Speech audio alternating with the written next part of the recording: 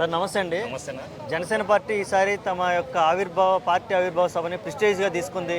ఏంటి గెలిచిన ఊపులో ఏం చేయాలనుకుంటుంది, ఏం ఎక్స్పెక్ట్ చేస్తున్నారు? 100%. ఎందుకంటే ఇప్పుడు జనసేన పార్టీ 10 సంవత్సరాల నుంచి వాళ్ళు కష్టపడి ఈరోజు వాళ్ళు గతంలో పోటీ చేసి ఒక్కటే సీటు వచ్చిన వాళ్ళు చాలా బాధలో ఉండే. ఇప్పుడు ఏంటంటే వాళ్ళ పార్టీ గెలిచినట్టు లెక్క, గెలిచింది కాబట్టి 2 ఎంపీ సీట్లు 21 ఎమ్మెల్యే సీట్లు వచ్చినాయి వాళ్ళకి. ఇప్పుడు పవన్ కళ్యాణ్ ఉప ముఖ్యమంత్రిగా ఉండు కాబట్టి కార్యకర్తలు కూడా ఒక ఉత్సాహం ఉంటుంది.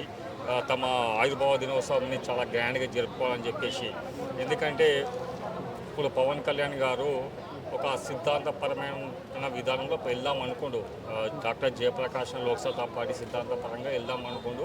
ఆయన రాజకీయంగా చాలా ప్రయత్నాలు చేసిండు, సక్సెస్ అనేది రాలేదు. కాకపోతే ఎప్పుడైతే ఇప్పుడు భారతీయ జనతా పార్టీ, టీడీపీ వీళ్ళంతా కలవడం వల్ల తనకి విజయం వరించింది.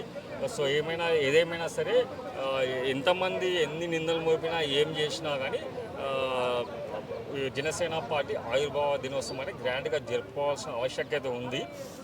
జరుపుకుంటారు కూడా వాళ్ళు. ఎందుకంటే ఇది వాళ్ళ పార్టీ ఫండ్స్ ఉంటాయి. ఎవరు వ్యక్తిగతంగా ఇప్పుడు జనసేన అధ్యక్షుడు పెట్టాడు, ఇంకా వేరే వాళ్ళు ఎవరు అది కాదు, కానీ ఒక ఫండ్ ఉంటుంది. ఆ ఫండ్ రైజింగ్తో అన్ని కార్యక్రమాలు చేస్తాయి. ఇప్పుడు కొద్దిమంది స్పాన్సర్స్ కూడా ఉంటారు, కొద్దిమంది లైటింగ్ ఇచ్చే వాళ్ళు ఉంటారు, కొద్దిమంది స్టే చేసే వాళ్ళు ఉంటారు. పార్టీ పరంగా అలా ఉంటాయి. కానీ కొద్దిమంది ఏంటంటే ఈ ధనాన్ని వృధా చేయడం ఎందుకు, పేద ప్రజలకు పంచాలి, అవన్నీ కాదు. పేద ప్రజలకు పంచేది, పేద ప్రజలకు అందేది వాళ్ళకు అందుతుంది. సో ఇప్పుడు ఎవరైనా సరే ఇప్పుడు మన ఇంట్లో ఏమన్నా బర్త్డే ప్రోగ్రాంలు కానీ ఏమన్నా జరుపుకుంటాం కదా. సో పార్టీ ఆవిర్భావ దినోత్సవం అనేది తప్పకుండా జరుపుకుంటారు అందరూ. ఎందుకంటే ముఖ్యంగా ఏంటంటే జనసేన పార్టీ ఇప్పుడు గెలిచింది కాబట్టి ఆ ఉత్సవం వేరే ఉంటుంది. సో జనసేన పార్టీ ఆవిర్భావ దినోత్సవం చాలా గ్రాండ్ సక్సెస్ అవుతుంది. గ్రాండ్ సక్సెస్ కావాలని కూడా అందరూ 2 తెలుగు రాష్ట్రాల ప్రజలు కోరుకుంటారు. ఎటువంటి ప్రణాళికలతో ముందుకెళ్తే పార్టీ ఇంకా ప్రజల్లోకి అలాగే యూత్లోకి బాగా వెళ్ళే అవకాశం ఉందంటారు? జనసేన పార్టీ తప్పకుండా యూత్లో కంటే ఇప్పుడైతే వచ్చి ఇప్పుడు 1 ఇయర్ కూడా కాలేనుకుంటా. సో ఏంటంటే దాని సమీకరణ పరిణామాలు ఇప్పుడు తెలియము.